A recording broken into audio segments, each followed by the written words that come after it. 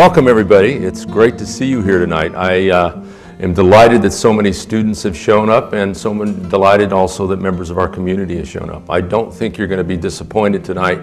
We have a rare opportunity to have a conversation with not only an incredible businessman, but just an incredible human being and an individual that I come to respect and admire more every time I get a chance to chat and meet with him. So without any further ado, help me in welcoming tonight's special guest, Mr. Doug Otto, folks.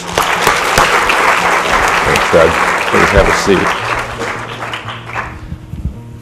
seat. Tonight's format is somewhat informal. I have a series of questions that I've developed to ask Doug, but we really want to have a conversation tonight. And one of the things that makes this event truly, I think, unique is that all of you, if you choose, have the opportunity to ask any question you like of Mr. Otto, and he will do his very best to answer it for you.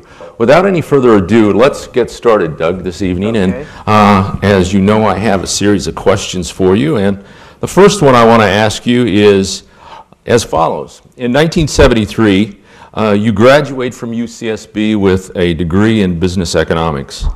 At that point in time in your life, what were your dreams and your hopes and your aspirations for yourself? Well, I think I didn't know, to tell you the truth. I mean, I just graduated, and I put on a suit, done a few interviews, with corporations. Thought about graduate school, but my grades probably weren't there. But I did have a buddy that I went to school with, played volleyball with a bit. And I was going to Hawaii, wanted to go surfing. He wanted to start his own business. Carl Lopker's his name. So he had this leather sandal, and I said, well, let me take it to Hawaii, see if I can sell some, and I did. I spent a day on Maui and a day on Oahu the month that I was there. Sold 5 accounts, 3 of them paid us, and that kind of picked my direction. So we went into business, started right there, and ran an ad in Surfer magazine. And at that time, surf shops really were surfboards, and that was about it. And flip-flops were things that you'd buy at drugstores, and they just fall apart 99 cents, and they'd be gone in a day or two. So it was an opportunity, and I'd just drive up and down the coast selling sandals to surf shops and stopping at all the surf spots on the way and stapling a little thing to the telephone pole saying that you could really buy these neat sandals. And we had a lot of fun with it. Was Carl a personal friend of yours at the time? And when you began selling these sandals, were you partners in this endeavor, or were you working for Carl? We were partners in the respect he was the maker, I was the seller.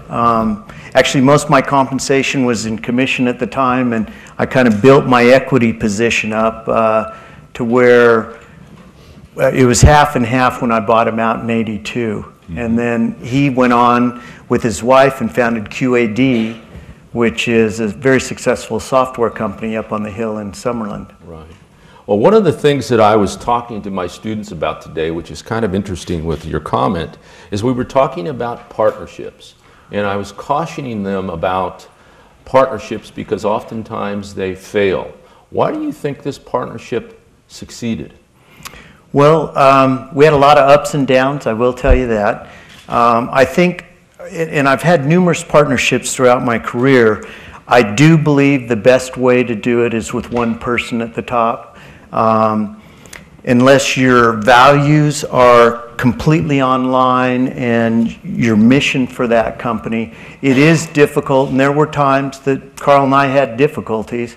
One of us wanting to pull in one direction and one in the other.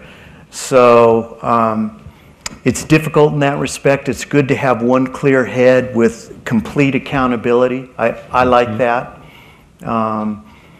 That being said, I also believe that everybody in the organization should really have an equity stake, makes them think like owners as opposed to just workers. And it really influences decisions. In fact, after buying Carl out in '82, till the time we went public in '93, we built up a very good book value kind of compensation, profit sharing type thing. It was an equity position, so that when we actually went public, 30% of the company was held by the team and independent reps and stuff like that that worked with us. So that was real exciting. When we did go public, receptionists can buy a car for cash, a few millionaires made, you know, and a lot of people could go out and put a down payment down in the house. That's wonderful. I can appreciate the idea of creating equity positions, because I think I frequently tell my students, you're only as great as the people you surround yourself with. And oftentimes your organization, it depends on those people to deliver the kinds of service or products that make it great. I'm interested to know, and maybe a lot of the folks here tonight, did you have a sense early on in your life or when you finished school that you were destined to be an entrepreneur?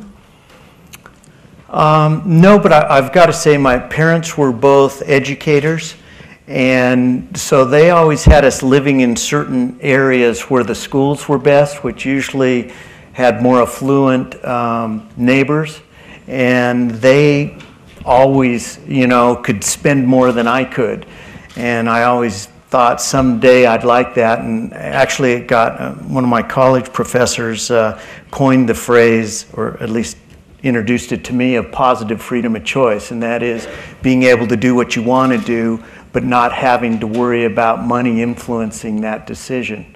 And so that was kind of one of my aspirations. And the other thing I think is just I'd have a hard time working for somebody else. There's a lot of research and a lot of academics writing today about what are the skill sets that a person needs to be a successful entrepreneur. I'm not convinced that there's this model skill sets of a person that would make them successful. But what do you think were the characteristics that you possessed that made you a successful entrepreneur? I think the first thing is doing something that I liked. And I recommend that to anybody. And all the research I've looked at, you know, what are your SAT scores, what school did you go to, all of that kind of stuff, I don't think really matters. I think it's the fact that you do something that you like, that you're really excited about it, because nobody can sell it. Nobody has the passion for it any more than what you do. And the last thing everybody wants to do is go to work 8 to 5 or 9 to 5 or whatever it is and just be bored all day. If that's the situation that you're in, you really need to look at your life and see what is it that it excites you. I mean, for me, it was surfing. So my ideal thing was just surfing up and down the coast, occasionally fly over to Hawaii and surf there and sell a few sandals at the same time. For Carl, he was a volleyball player. Beach volleyball was his passion.